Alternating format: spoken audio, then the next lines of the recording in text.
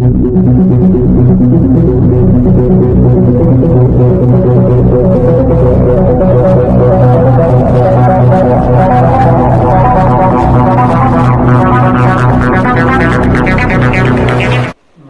దినోత్సవ సందర్భంగా కార్మికులందరికీ మేడే శుభాకాంక్షలు.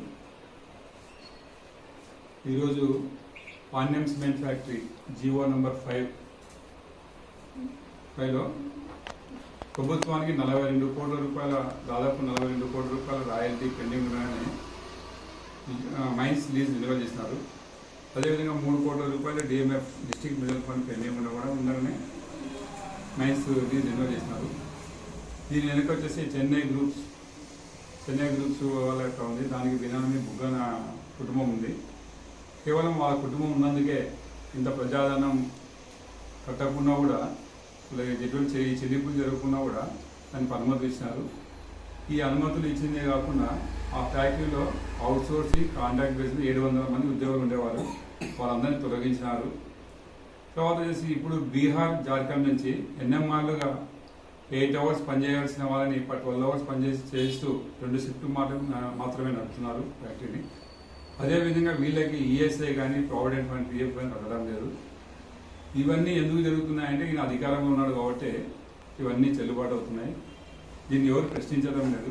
ప్రశ్నించిన వాళ్ళందరినీ పోలీసులు అంచివేస్తున్నాడు.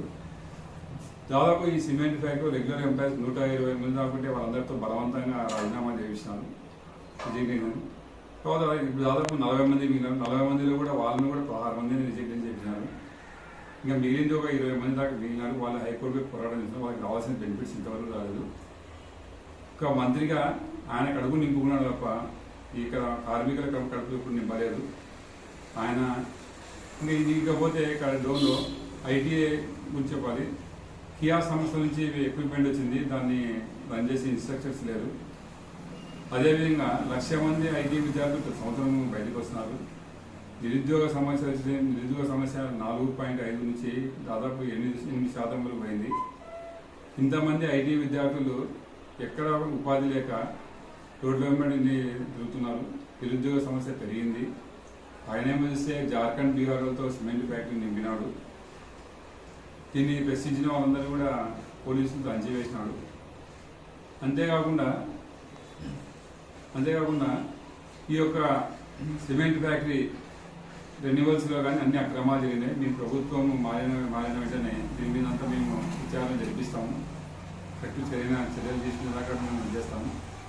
ఈ ఐటీ విద్యార్థులకంతా న్యాయం జరగాల. ఐటీలో అప్రెంటిస్ అవకాశాలు రావాలి సిమెంట్ ఫ్యాక్టరీలో. దీనిపై మేము పోరాటం చేస్తాము.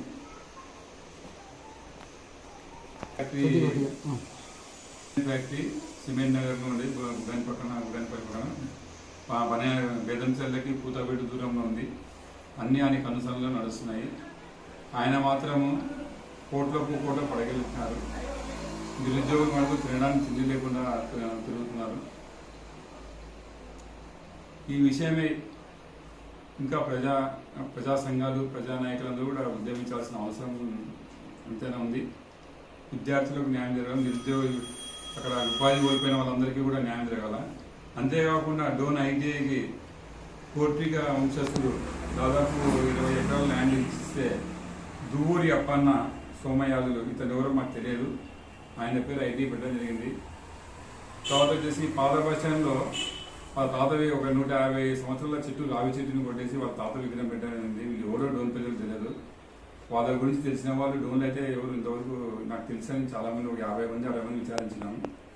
ఇట్లా పబ్లిసిటీ పిచ్చి ఉంది. మాటలో మాంత్రికుడు, ఏదడిగినా వెటకారంగా మాట్లాడతాడు. నాది మాట్లాడి పై చేయి సాధించాలనుకుంటాడు. ఇవి ప్రజలు అన్ని గమనిస్తున్నారు. వాటికి చెల్లింది కాలము. నీకు సమయం దగ్గర పడింది. నిన్ను ఇంటికి పంపిస్తారు. ఖచ్చితంగా ఎప్పుడైనా ప్రజా ఉపయోగ పనులు చేస్తే తప్ప గుర్తుంచుకోరు. నువ్వు 100% నువ్వు అభివృద్ధి చెందిన తప్ప డోన్లో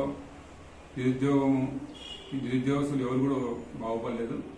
ఖచ్చితంగా దీని మీద పూర్తి స్థాయి విచారణ జరిపించాల్సిందే. తెలిపిస్తే ఇంకా వాస్తవాలు బయటపడితే మాకు కొద్దిగా సమాచారం ఉంది. పూర్తి సమాచారం కూడా మీకు సేకరించడానికి ఇంకా ముందుకు పోయి అన్ని విషయాలు బయటపెడతాము. వేరే సందర్భంగా అందరికీ కార్మిక లోకానికి శుభాకాంక్షలు.